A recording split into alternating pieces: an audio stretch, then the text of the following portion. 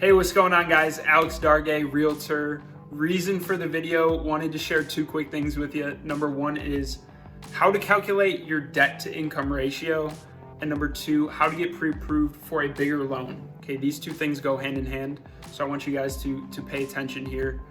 Your debt to income ratio, what it is, it's the financial metric that lenders, mortgage officers look at to determine how big of a loan you can get pre-approved for.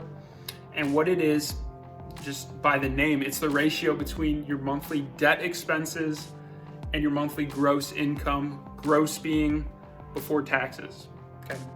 And there's a magic number, a magic ratio that these lenders and mortgage officers have. The general standard in the industry is about 41%, meaning your debts cannot exceed 41% of your income. Now I'm going to explain this a little bit using the board. Let's say for this example, you make $48,000 a year before taxes, okay? So your income is about $4,000 a month.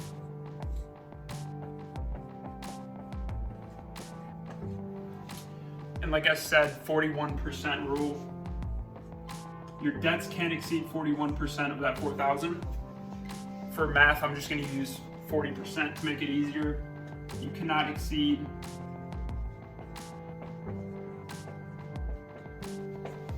$1,600 in monthly debt expenses. Now, what monthly debt expenses are, or what counts, stuff like car loans, student loans, if you make payments on these things monthly, credit cards, they usually look at your minimum payments, and any other debts you have, personal loans, stuff like that.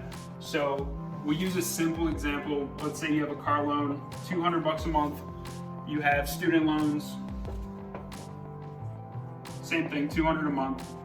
And then any other, credit cards, whatever else you got, $200 a month. You have $600 in debt expenses every month. You cannot exceed $1,600 every month. So they're gonna look at this, look at the margin. How much room do you have to add in a mortgage payment every month? In this example, the difference here, you have $1,000 to add in mortgage payments so that you still won't surpass that 41%, or in this case, 40%. Right now, $1,000 a month, you're putting 3% down at the interest rates about 3%. You're looking at probably mid 100,000s you'll get pre-approved for, maybe 150, 160. And obviously if you're putting more money down, your monthly payment's gonna be less because your loan's gonna be smaller, and you'll get pre-approved for a higher number, okay? So let's use another example. Let's say your income increases and you're at $5,000 a month, which would be $60,000 a year.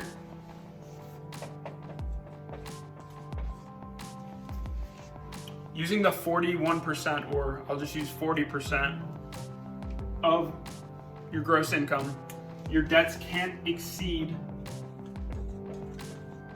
$2,000. Apologize, this is a little bit sloppy, but your debts can't exceed $2,000. Let's say you have the same payments going on here, $600. The difference now, instead of $1,000 here, it's gonna be $1,400. So you have $1,400 in margin or room for you to add in a mortgage payment, okay? In this market, 3% down, 3% interest rates, $1,400 payment, you're probably looking at getting pre-approved for somewhere in the low to mid 200s, okay? 220,000, maybe 230,000, somewhere in that ballpark. So guys, there's only two ways to increase what you're gonna get pre-approved for and the amount. There's no, if you guys are looking for a trick or a secret, I don't have one, but there's two ways to do it. Number one is make more money, okay? Get a promotion or do something to increase your income. Number two is lower your debts. If you're almost done paying off your car, pay off the rest of it so you don't have that monthly payment still coming out. So increase your income, lower your debts. These are two ways to increase what you're pre-approved for. By the way, guys, I'm not a financial advisor by any means or professional. I'm not a mortgage lender or officer.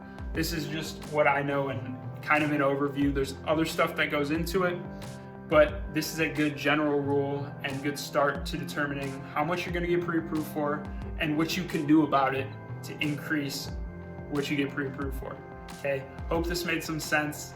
Again, my name is Alex. If you guys have questions, DM me, text me, call me. Be great, and I'll see you on the next one.